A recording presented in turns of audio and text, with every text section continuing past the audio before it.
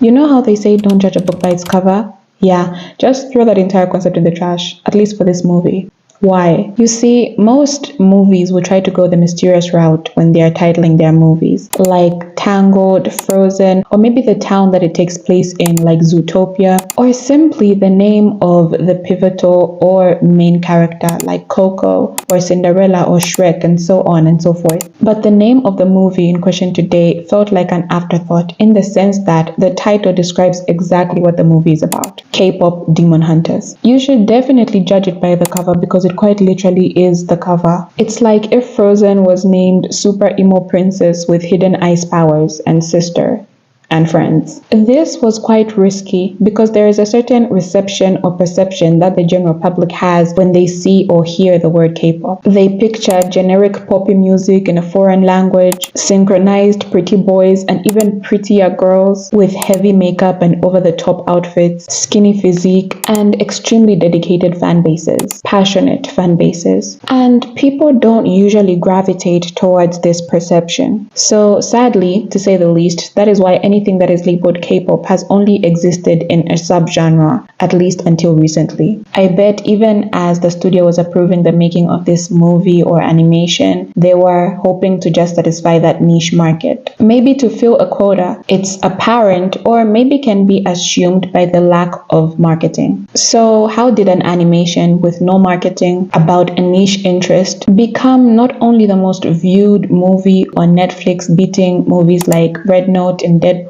but also have its songs topping every musical chart, Billboard, Spotify, you name it? This can be answered in one sentence. But if there is no one to translate, the one who wishes to speak in tongues must keep silent in church. Let him speak to himself and God. 1 Corinthians 14:28. Just hang in there, it's not that type of message. For those unfamiliar, in Christianity, tongues are not any of the languages that we know, like English or Spanish. They are unknown and can only be understood by God Himself. It's believed that once taken over by the Holy Spirit, one can speak these mysteries, truths, and hidden things. So if they are so powerful, why should we avoid speaking them in church? The Apostle Paul tells us that much like tongues, art without interpretation, no matter how powerful, is the equivalent of pointless noise that should be silenced, because it doesn't benefit the entire church. K-pop Demon Hunters was an interpretation of a heavily misunderstood but phenomenal culture,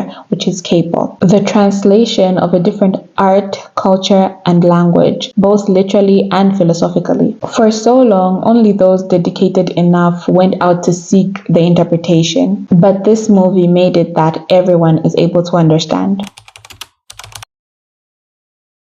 If the title doesn't give it away, K-pop Demon Hunters is an animated movie set in Korea where a pop girl group is more than just idols. They double as the planet's last line of defense. Every generation, 3 girls are chosen to perform as stars on stage, but in secret, their voices have the power to fight demons. These demons steal human souls to sustain their Dark Lord Gima. By singing, the girls not only defeat them, but also keep the Honmun, a barrier that protects our world, safe and strong. This animation was phenomenal for anyone that experienced it. But for people that are already K-pop fans, it was the equivalent of being seen. The fan-idol relationship has never been so clearly illustrated. And it's so beautiful that not only is it one of the first things that are highlighted, but it is also heavily emphasized throughout the movie. Even the battle between Huntrix and the Saja boys, who are Huntrix's rivals, was about winning the fans, the ones who hold the true power. How do they hold the true power? K-pop fans are some of the most passionate people you will ever experience. Yes, every industry obviously has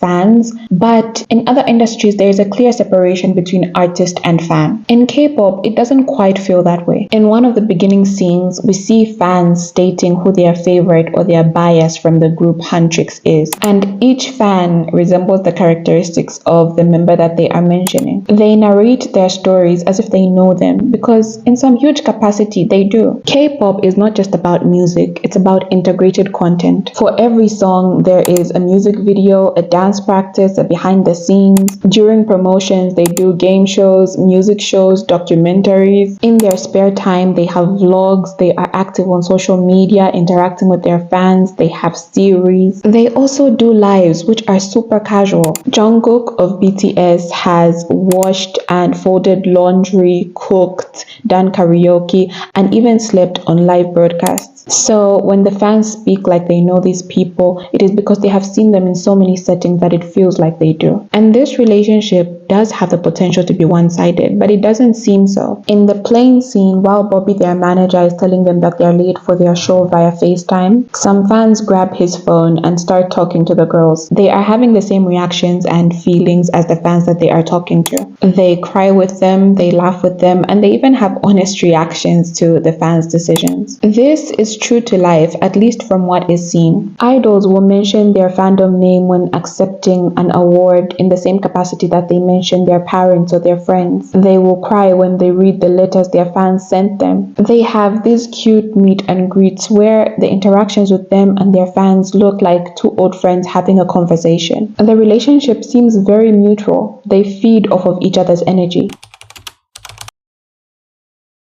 K-pop Demon Hunters also does a great job at capturing the idol. When we first see the Saja boys in the alleyway, they are walking in slow motion, they are attractive, they are super cool. When one is just getting into K-pop, this is who you see. They are packaged extremely well. But the more you get to know them, the more you realize that they are just people. They are very goofy. Jinu's little giggle was a representation of this. Their culture is also heavily centered around food. So the plain food scene and the couch scene are reminiscent of a live broadcast with your favorite idol. Another important detail is when Jinu thinks save the date means an actual date, and then Rumi tells him you're so old. This is because most idols are seen to be naive. I guess it's a side effect of seeing these people grow up in front of the camera, like you've seen them grow up. The old in mind but clueless and innocent idol is a very common trope. It makes people go, "Aww," when they can't read a room or understand a statement.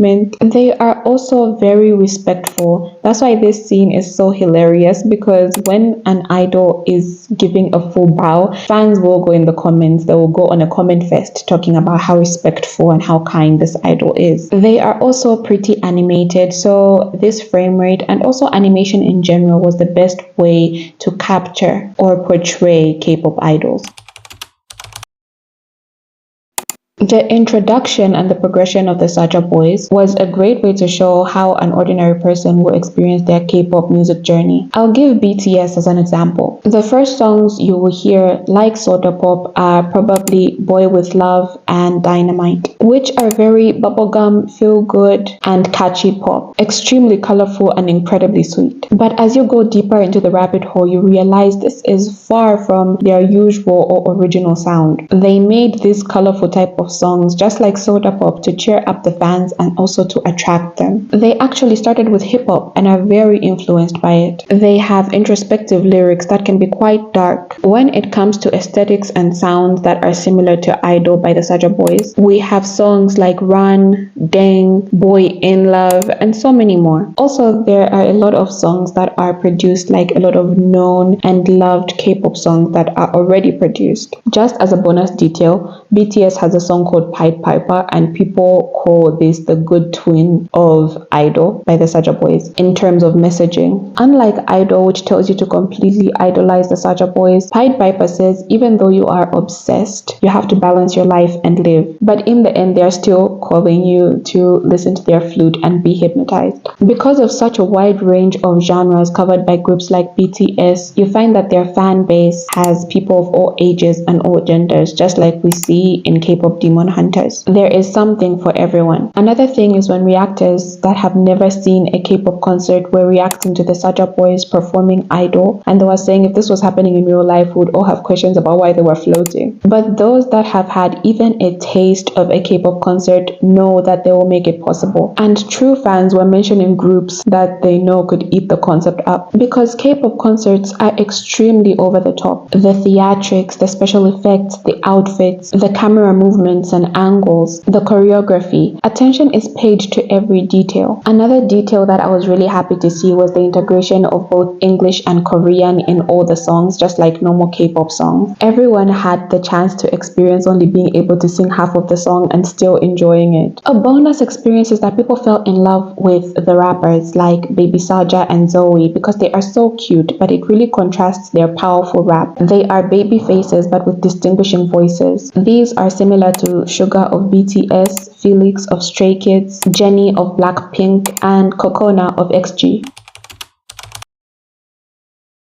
The true genius of this animation is that it gave everyone who discovered and watched it the true entryway into the K-pop experience. First, you see it on your recommendations and then you skip it because it doesn't look like your taste. Then you hear and see people talking about it, so you decide to give it a shot without thinking too much into it. Very little to no expectations. Then by the end of it, you are shocked that this existed without you ever experiencing it. The movie worked because it made everyone who watched it a K-pop fan, and that was extremely beautiful to experience. It worked because it showed exactly what K-pop culture is, just in a wider known language. It made it a more digestible package, and I think we are all grateful for this interpretation. Remember to like, comment, share, subscribe if you'd like to help me get my grandmother some dentures, and I'll see you in the next video.